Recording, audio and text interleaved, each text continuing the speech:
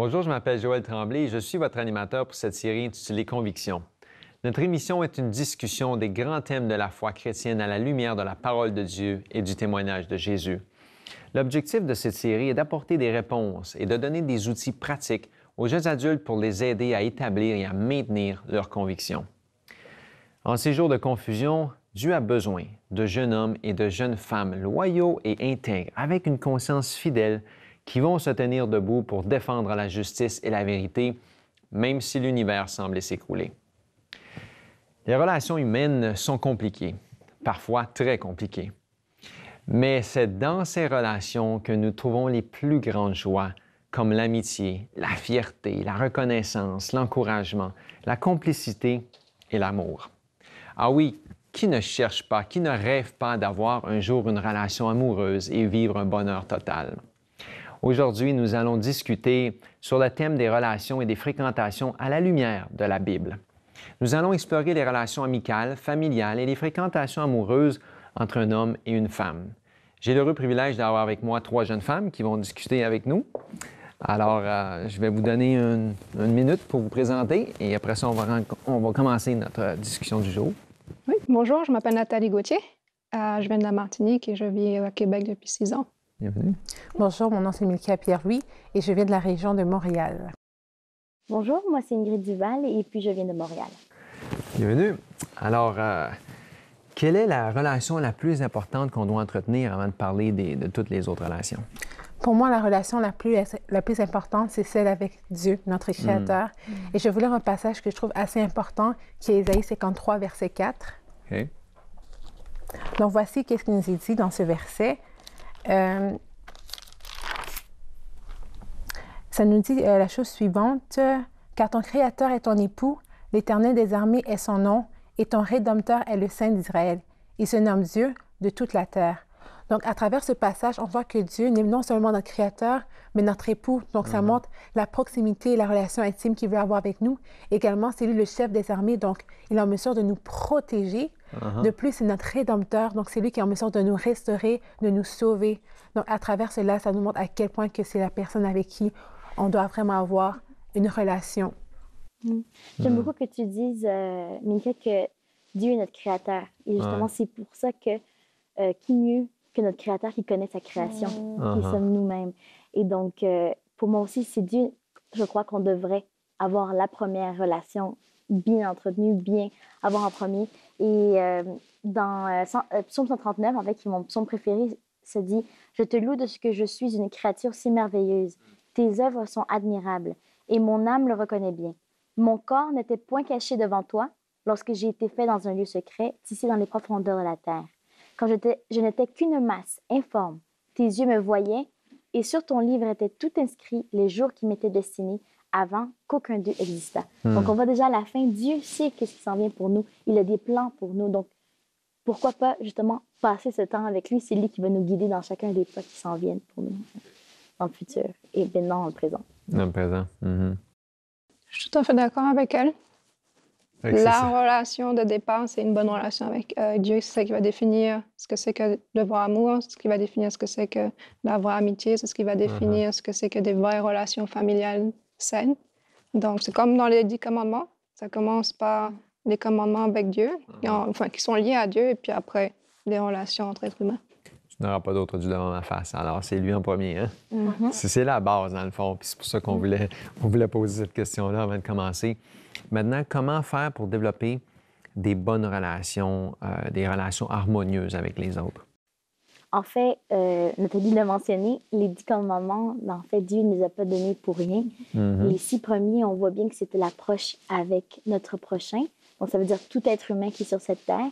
Et les 4 autres, donc, notre relation avec Dieu. Donc, si on veut entretenir une bonne relation, que ce soit avec des amis, avec la personne qu'on aime, avec les gens qu'on va rencontrer au courant de notre vie, donc, on doit appliquer ces commandements qui nous disent donc ne pas voler, ne pas vouloir posséder ce que l'autre a. Donc, on les connaît déjà un peu quand on se retrouve dans Exode. Puis également, Dieu veut des relations harmonieuses pour nous. Donc, on peut voir dans Galates 5,14 qui dit ainsi « Car toute la loi est accomplie dans une seule parole, dans celle-ci. Tu aimeras ton prochain comme toi-même. » Donc, on disait comment on peut avoir des relations harmonieuses si en fait, des fois aussi, on peut se dire, des fois, il y a des gens qui s'aiment pas. Bon, déjà là, il y a une sorte de problème, mais on veut le meilleur pour nous-mêmes aussi. À un moment donné, on doit apprendre. Dieu veut le mieux pour nous. On sait qu'on veut le mieux pour nous-mêmes. Donc, on doit aimer notre prochain comme nous-mêmes. On ne voudrait pas qu'on vive dans le mal, dans la souffrance. On ne veut pas la même chose pour l'autre. Oui, c'est ça. C'est ça. Je crois aussi que ce qui est bien pour entretenir une bonne relation, c'est également ne pas rechercher son propre intérêt, mais vraiment se mettre au service de l'autre. Un peu comme Jésus faisait. Si on passe du temps à le contempler, on va voir que justement, il donnait pour donner. Donc, ce n'est pas pour recevoir quelque chose en retour. Donc, je crois que c'est ça qui va favoriser une meilleure relation avec les autres personnes qui nous entourent, tout simplement. Aussi, quelque chose qu'on sait tous, c'est qu'on est tous pécheurs, donc on fait tous des erreurs. Ouais. Mais des fois, on oublie souvent que les autres, on sait qui on est, mais on est souvent surpris que les autres fassent des erreurs aussi. Et donc, on se met à les détester, alors que finalement, on ne devrait pas. Mais aussi, parce qu'on sait qu'ils vont faire des erreurs ou que nous faisons des erreurs aussi, nous devrions pouvoir communiquer. Ça me fait penser à l'histoire avec Adam et Ève quand ils ont péché. La Bible dit dans Genèse 3, versets 7 à 8, en parlant d'Adam et Ève, ça dit « Les œufs de l'un et de l'autre s'ouvrirent, et connurent qu'ils étaient nus, ayant cousu des feuilles de figuier, ils s'en firent des ceintures. Alors ils entendirent la voix de l'Éternel Dieu qui parcourait le jardin vers le soir, et l'homme et sa femme se cachaient loin de la face de l'Éternel Dieu, au milieu des arbres du jardin. » Donc, à peine le péché consommé, ils entendent tout de suite la voix de Dieu. Donc, Dieu veut absolument rentrer en communication avec eux. Donc, de l'autre côté, on doit faire la même chose. Il faut qu'on puisse exprimer clairement nos vœux, nos désirs, quelles sont nos limites. Comme ça, les autres savent exactement comment réagir avec nous. Et puis, c'est OK. Enfin, c'est OK. Non, c'est pas OK de faire des erreurs, mais une fois que c'est fait, si on peut juste... La gestion de l'erreur se fait juste dans qu'est-ce qu'on fait après. Comment on communique ça avec l'autre. Et une fois que le problème est identifié, on peut passer à autre chose. L'importance de pardonner dans une relation, c'est important. Pour rentrer dans une relation, c'est important de pardonner. Il faut qu'on sache quel est le problème.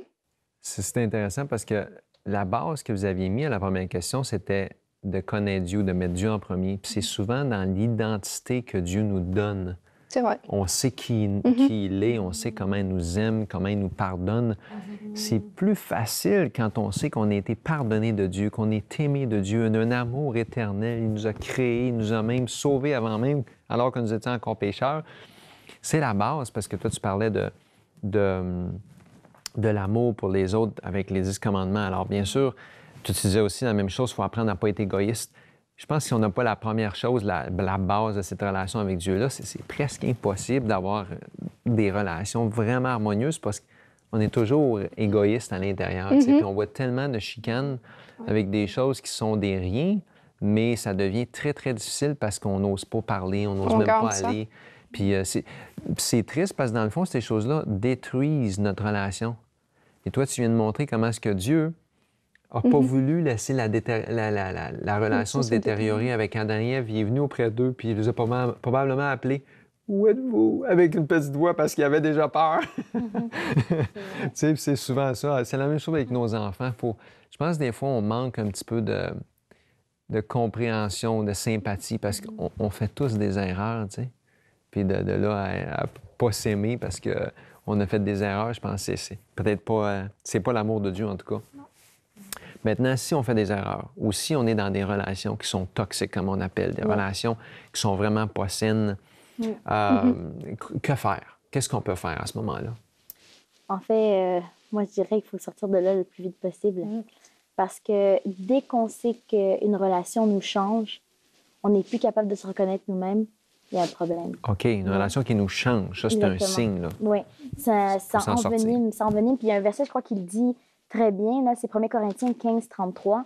Ça dit « Ne vous y trompez pas, les mauvaises compagnies corrompent les bonnes mœurs. Okay. » Donc, on voit que si on fréquente des gens qui nous persécutent, nous utilisent, nous manipulent, je crois que c'est dangereux pour nous-mêmes. Puis je vous dirais même que ça affecte non seulement notre personne, notre personnalité, mais notre salut également. Donc, on parlait tantôt de relations aussi, là, on parle de fréquentation en général, mais également notre fréquentation avec la personne qu'on aime. Je veux dire, le choix de cette personne-là a un grand impact sur notre salut. Parce que cette personne peut nous sortir de notre relation intime avec Dieu. Soit aussi, elle peut nous rapprocher de Dieu encore plus. Maintenant, comment faire pour identifier si une relation est toxique? Est-ce qu'il y a des signes? Comment reconnaître? Parce que si on ne reconnaît pas ça, on ne pourra pas s'en sortir d'une relation toxique. On va rester pris là-dedans avec une culpabilité puis avec un remords. Comment identifier, faire pour savoir que c'est une relation toxique? Il y a un livre que j'ai consulté. C'est écrit par le psychanalyste et psychiatre Dominique Barbie.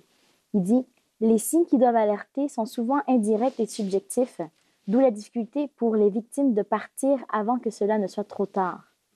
Lorsque l'on commence à ressentir un trouble diffus et indicible, que le comportement personnel change, que d'extraverti on devient renfermé, que l'on se sent déboussolé sans parvenir à l'admettre, il faut s'interroger. » Donc là, c'est ça. C'est comme on disait, on manque d'air, on ne se reconnaît plus. Les gens, même autour de toi, ne te reconnaissent plus. Des gens qui t'aiment, tes parents, des amis qui sont proches de toi, ils disent « me semble, Ingrid, que tu n'étais pas comme ça. Qu'est-ce qui arrive? Depuis que tu fréquentes telle personne et que tu as cette telle amitié, tu n'es plus la même. » Il faut vraiment se poser une question. Puis ces gens-là, justement, si vous vous rendez compte de traits comme ça, vous voyez une amie qui commence à changer, se questionner, puis lui poser la question, puis savoir qu'est-ce qui se passe dans sa vie. Parce que peut-être qu'elle-même, elle ne le voit pas. Et quelqu'un de l'extérieur va le voir et va pouvoir lui donner une main puis dire « Regarde, tu peux t'en sortir. Il faut que tu sortes de là. » OK. Alors, toi, tu dis même de poser des questions. Alors, si on est capable de reconnaître ça nous-mêmes, puis on en parle avec des amis sans le savoir, on va peut-être les aider à identifier ces cas, comment on subit ça, comment ça va.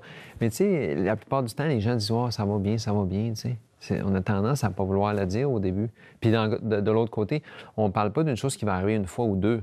On parle de choses qui s'étendent quand même sur une période de temps, parce que pour changer un tempérament, c'est pas une petite crise, c'est pas un mot ou deux, c'est plusieurs choses, tu sais. Mais... c'est un cycle, comme on disait. C'est un cycle, c'est ça. Puis on croit des fois, il y a un moment dans le cycle, on croit que tout va bien. C'est comme si on est retombé, la chicane est passée, dans une relation amoureuse, une amitié aussi. Et là, finalement, il y a une passe où ça va mieux. Puis là, on croit que tout est fini, mais en fait, ça recommence. Oui, c'est ça. C'est important de comprendre aussi que notre relation, ou plutôt que notre maturité émotionnelle et spirituelle sont étroitement reliées. Et que si on est détruit émotionnellement, on ne peut pas grandir spirituellement. C'est impossible. Et si on a une guérison à vivre émotionnelle, on ne pourra pas grandir. Comme vous avez parlé tout à l'heure, c'est pour ça qu'il y a du monde qui va dire « ça a quoi le rapport avec la vie éternelle? » Bien, c'est ça.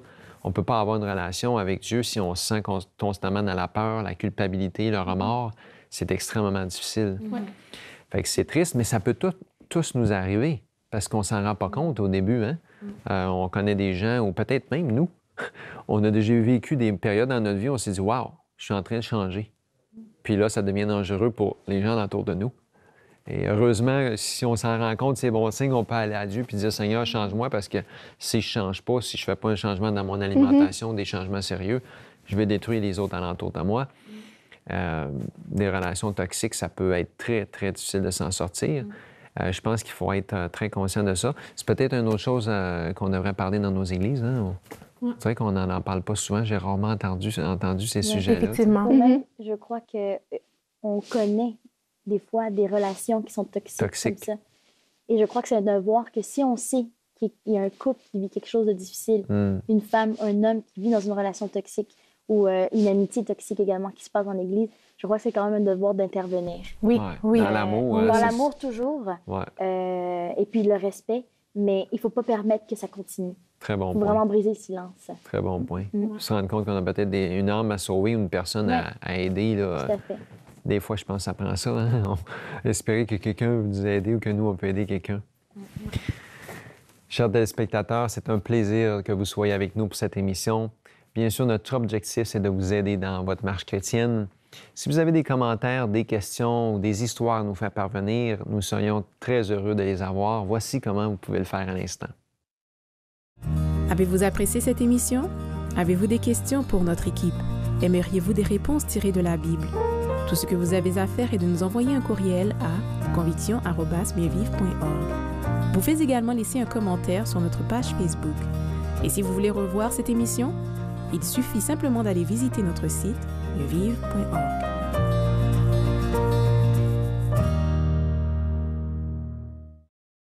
Mieux Vivre offre aux jeunes une formation pour apprendre à produire des émissions et utiliser les médias pour la gloire de Dieu. Ce programme est un apprentissage pratique qui permet aux jeunes de découvrir les ministères multimédia et l'utilisation que l'on peut en faire pour répandre la bonne nouvelle. Êtes-vous passionné par les médias et par la mission? Si tel est votre cas, je vous invite à nous contacter à Mieux Vivre pour en savoir plus sur notre programme de missionnaires multimédia. Alors, comment devrions-nous nous y prendre lorsqu'on est à la recherche d'un partenaire pour la vie? Une femme, un homme, une personne avec laquelle on veut vivre le reste de notre vie. On disait tout à l'heure que la première relation la plus importante, c'est celle avec Dieu. OK. Donc, évidemment, c'est être sûr qu'on est capable d'entendre la voix de Dieu. Parce qu'on connaît Dieu, Dieu est bon. Donc, si on se lance dans une fréquentation qui est mauvaise pour nous, évidemment, il va mettre des panneaux, des signes, hey, on ne va pas par là. Mais si on n'est pas capable d'entendre, on passe à côté. Et puis aussi la maturité, dans le sens où il est important de savoir qui on est, quelles sont nos aspirations, où est-ce qu'on veut se rendre plus tard. Parce que, par exemple, je peux prendre un exemple, je veux être missionnaire en Afrique. C'est mon rêve et je sens que c'est ce que Dieu me demande de faire. Puis, je me marie avec quelqu'un qui veut rester au Québec et qui veut être fonctionnaire. Donc, c'est l'un ou l'autre. Il y a un qui va suivre l'autre. Quelqu'un va forcément se retrouver frustré. Et puis, à la fin, ça va s'exprimer de façon assez violente, genre « j'ai raté ma vie à cause de toi ». Mais si au départ, on savait exactement où on voulait s'en aller, on se mettrait avec quelqu'un qui a les mêmes aspirations. Et donc, à deux, on peut s'en aller vers la mission que Dieu nous a donnée. Ça prend une confiance en Dieu aussi, hein? C'est quand même, hein? Mais c'est de là que ça part, dans le fond. Se marier, c'est pas rien. Ça a un lien avec notre salut. Oui, c'est ça. Si on se marie avec quelqu'un qui ne nous aide pas, notre marche vers le royaume de Dieu est encore plus compliquée, et voire même des fois impossible. Même des fois impossible. Ça demande une bonne relation avec Dieu. Puis c'est Salomon qui dit qu'une corde à trois, c'est plus solide qu'un brin à deux. Une corde à deux brins. Alors, c'est un mariage à trois qu'il faut avoir. Quoi d'autre? Je vois aussi un autre conseil.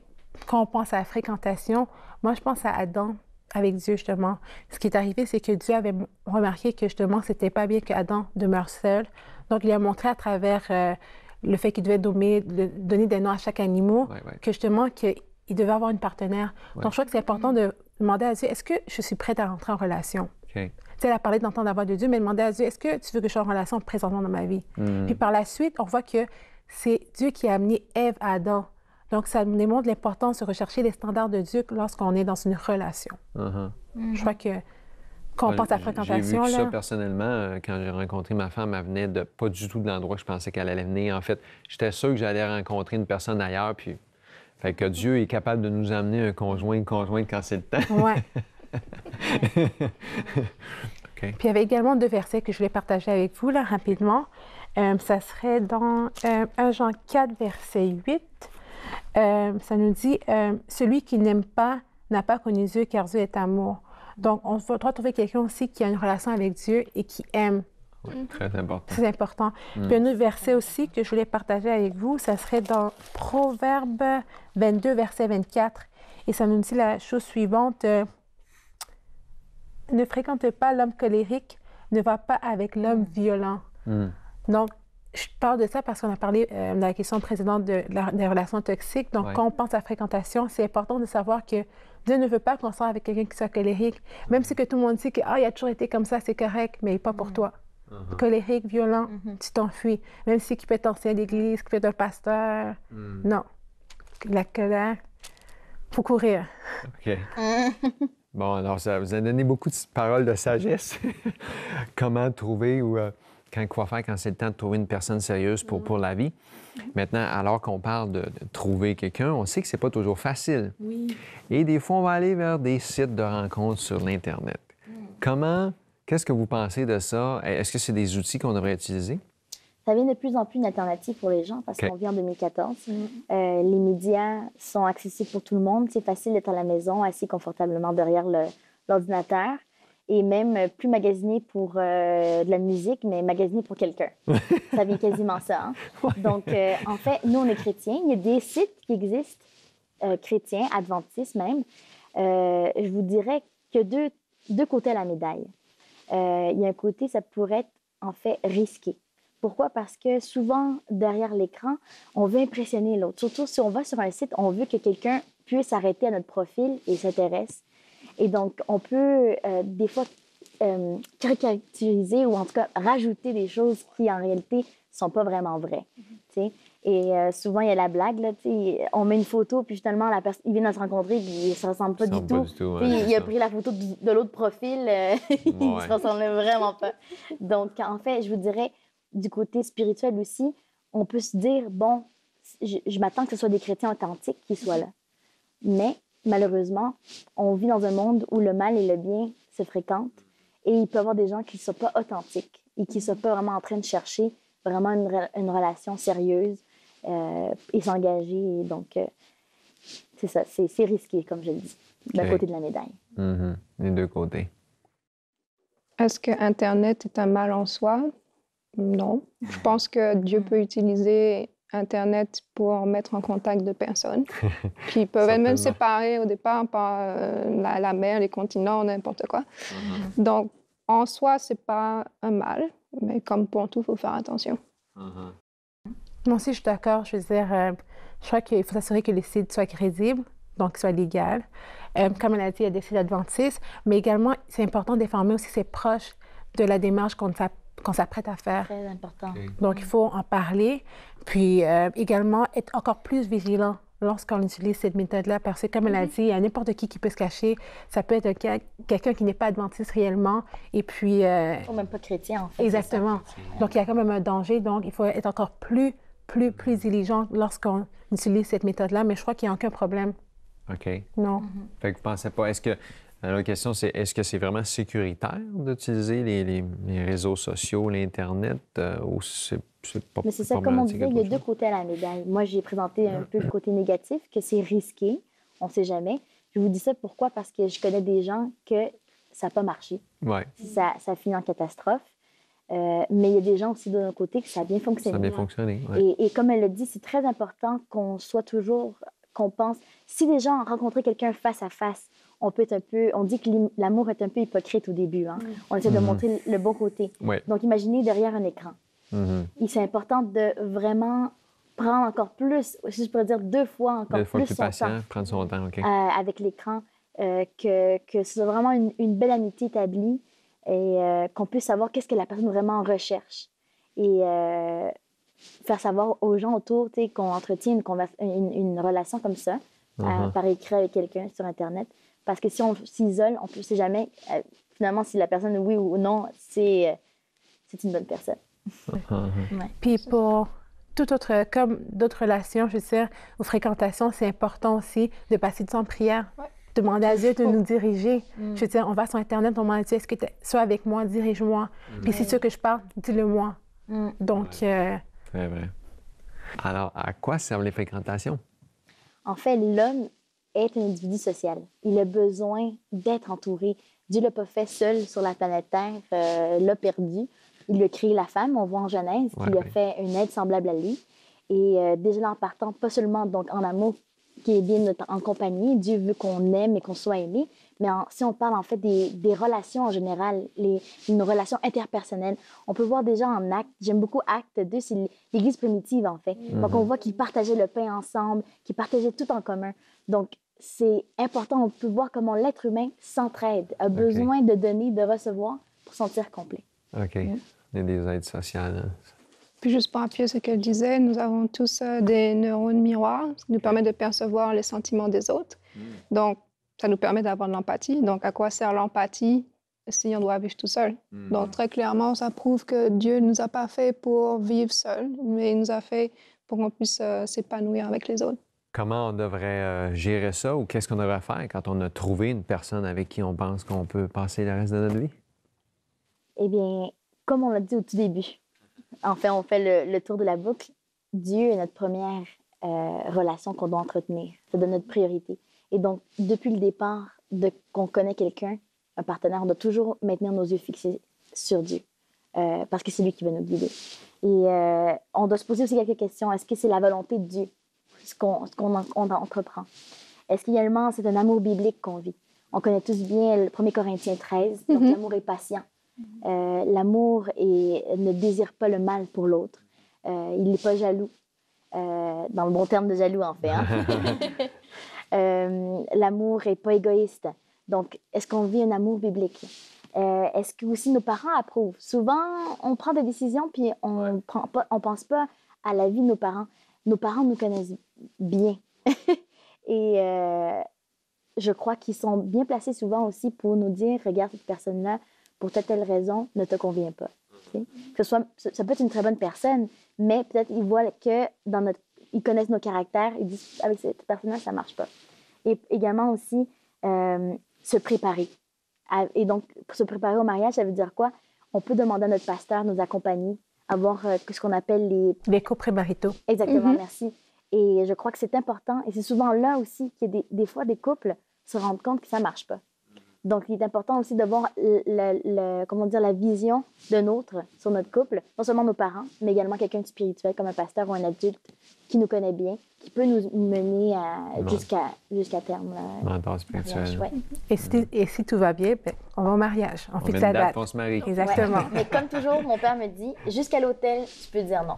Oui, parce que c'est une décision à vie. Hein. Oui, c'est pour la vie. Souvent, les gens oublient leur vœu, mais c'est à vie. Ben, d'ailleurs, c'est écrit dans le foyer chrétien. Je crois que c'est elle qui disait jusqu'à l'autel, on peut dire non. Oui, c'est ça. Donc, rien n'est coulé dans le ciment jusqu'à ce qu'on ait dit oui. Donc, il faut y réfléchir deux fois et même plus. Alors, bien sûr, comme on a discuté, vous avez partagé avec nous, la famille, ces relations-là sont supposées nous donner un avant-goût du ciel. C'est pas le paradis sur terre, mais ça nous prépare. Un jour, on sait qu'on va être une grande famille ensemble. On va vivre éternellement heureux dans des relations parfaites. En attendant, merci d'avoir partagé avec nous vos commentaires, vos expériences. La parole de Dieu déclare « Sans Dieu, nous ne pouvons rien faire » Jean 15, 5. Ailleurs, il est écrit « L'amour de Dieu est répandu dans nos cœurs par le Saint-Esprit qui nous a été donné. » Pour avoir des relations harmonieuses avec son prochain, il est essentiel de développer une bonne relation avec Dieu, puisque c'est lui qui produit en nous le vouloir et le faire selon son bon plaisir. C'est lui qui va écrire dans nos cœurs sa loi d'amour. C'est lui aussi qui va nous rendre aimables, doux, patients et bons. Puissons-nous rendre gloire à Dieu dans nos relations et fréquentations. Merci et à la prochaine.